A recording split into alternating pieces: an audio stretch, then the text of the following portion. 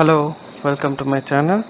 So I already have created one video where I showed how to install Anaconda distribution in macOS. In this video I am going to show you how to install Anaconda distribution in Windows system. So for that, in Google I will search for Anaconda download, and then I'll click on the first link. This is the official site for Anaconda, and I'll click on the download button, and this is going to download Anaconda distribution for Windows, and inbuilt we will have Python 3.9, but I already have downloaded the Anaconda, so I'll go ahead and open my download folder and I will start installing Anaconda. So I'll double click on Anaconda installation file. The installation step is going to be very straightforward.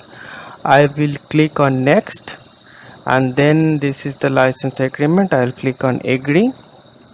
I'm going to install it just for me, and I'm not going to choose any other folder. I'm going to install in the default destination. So this is the checkbox I will check. This is not recommended, but I will check because I want to install Anaconda 3 to my path variable, and I'll click on install.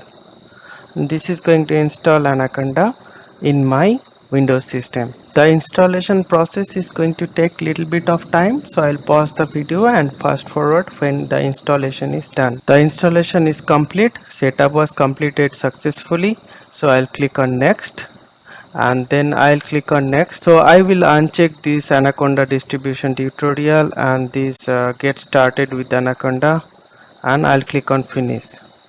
So Anaconda is installed. To launch the Anaconda, I'll open my start menu and I'll click on this Anaconda navigator. So the Anaconda is launched. Now I'll launch the Jupyter notebook by clicking on this launch button. So the Jupyter notebook is launched. I'll go to the code folder, then I'll go inside this data science folder. We have YouTube tutorial video folder. So in this folder I'm going to create one new Python Jupyter notebook file, and I'll test with the print command. So I'll write print hello, and I'll click on the run.